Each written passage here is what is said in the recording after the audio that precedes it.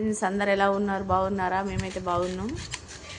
ఈరోజు నేనైతే మామిడికాయ పచ్చడి చేస్తున్నా. మామిడికాయ తురుముతోని ఒక 4 మామిడికాయలు తెచ్చుకొని మామిడికాయలు అంతే తోలు తీసేసిన.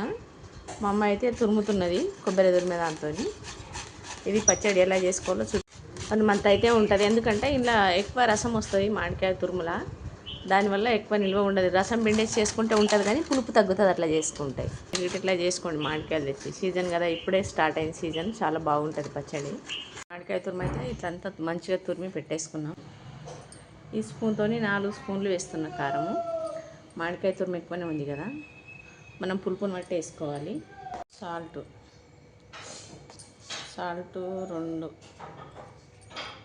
2 సగం వేసిన, సరిపోకపోతే టేస్ట్ చూసి మళ్ళీ వేసుకోవచ్చు. కొంచెం పసుపు వేసుకుందాం. ఒక చిన్న స్పూన్ తోటి మెంతిపిండి, 1 స్పూను ఆవపిండి వేస్తున్నా. మీడియం సైజు 2 ఎల్లిపాయలు కొంచెం కచ్చపచ్చ దంచి ఇట్లా తీసుకోవాలి. ఇవి కొన్ని వేసి కలుపుతున్నా, కొన్ని ఏమో తాలింపులో వేసుకుందాం. కలుపుకోవాలి ఇట్లా. ఇదంతా కలుపుకొని తాలింపు పెట్టేసుకోవాలి, మంచిగా టేస్ట్ ఉంటుంది. వేడివేడి అన్నం వేసుకొని తింటే, వేడివేడి అన్నం జొన్న రొట్టెకి కానీ బాగుంటుంది.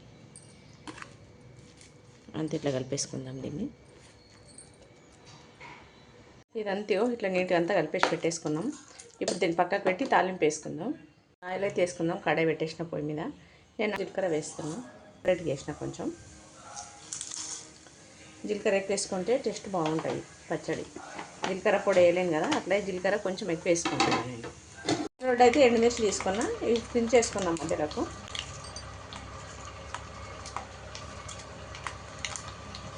అయితే బాగా వేడి అయిపోయింది, బాగా ఆగింది. పొయ్యి ఆఫ్ చేసుకుందాం.